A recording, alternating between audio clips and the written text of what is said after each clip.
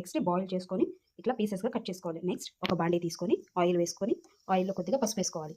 Oil వేడెక్కిన తర్వాత మనం పీసెస్గా కట్ చేసుకునే ఎగ్స్ ఉన్నాయి కదా, వాటిని తీసుకోవాలి.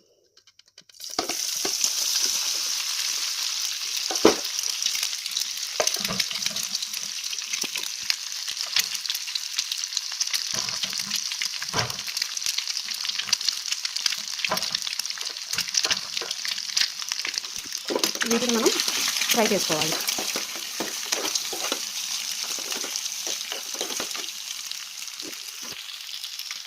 చూడండి, ఎగ్స్ ఇలా ఫ్రై అయిన తర్వాత వీటిని సపరేట్గా ఒక ప్లేట్లోకి తీసుకోవాలి.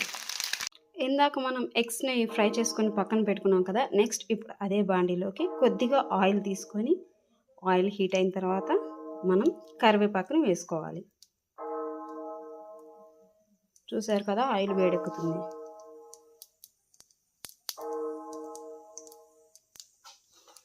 ఆయిల్ హీట్ అయిన తర్వాత ఇట్లా మనం కరివేపాకుని వేసుకోవాలి.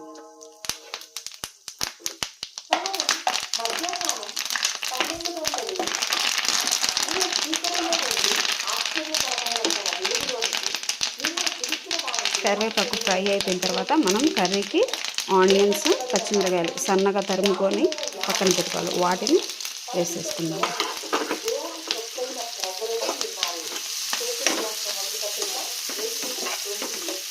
వీటిని కూడా బాగా ఫ్రై చేసుకోవాలి. చూసారు కదండి, ఆనియన్స్, పచ్చిమిర్చి బాగా ఫ్రై అయిపోయినాయి. ఇప్పుడు మనం వీటిలోకి మసాలా తీసుకోవాలి. కొబ్బరి, అల్లం వెల్లుల్లి పేస్ట్. కొబ్బరి, అల్లం వెల్లుల్లి పేస్ట్లో మనం వాటర్ యాడ్ చేసుకోకుండా పొడి మసాలాగా మిక్స్ చేసుకోవాలి. ఇప్పుడు దీన్ని బాగా కలపాలి.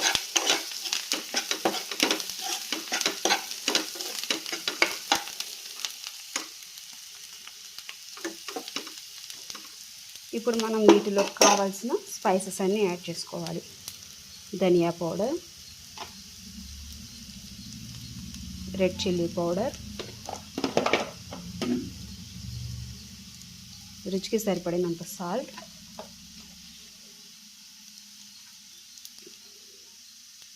గరం మసాలా,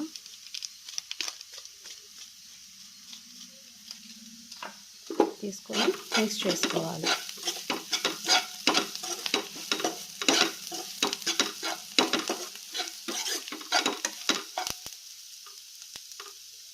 ఇప్పుడు మనం దీన్ని ఒక 1 మినిట్ మూత పెట్టుకొని మగ్గించుకోవాలి.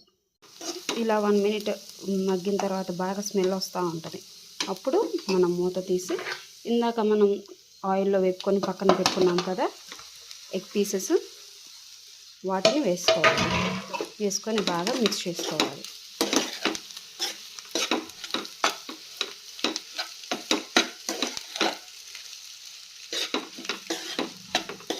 బాగా కలిసేలాగా కలుపుకోవాలి.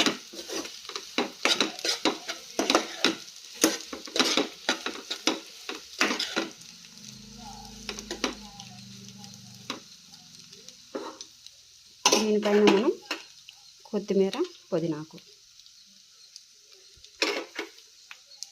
టేస్ట్ కోసం దీన్ని కూడా ఇట్లాగా 1 మినిట్ మూత పెట్టుకొని మగ్గించుకోవాలి. 1 మినిట్ అయిపోయిన తర్వాత మూత తీసి దీన్ని బాగా మిక్స్ చేసుకోవాలి. ఎక్కువసేపు ఉంచుకోండి, మాడిపోతుంది. వెంటనే మూత తీసి మిక్స్ చేసుకోండి. నెక్స్ట్ ఫ్లేమ్ని ఆఫ్ చేసుకొని సర్వ్ చేసుకుంటే వేడివేడి ఎగ్ మసాలా కర్రీ రెడీ. ఎంతో రుచికరమైన ఎగ్ మసాలా కర్రీ. ఇలాంటి వీడియోలు మరిన్ని చూడాలనుకుంటే మా ఛానల్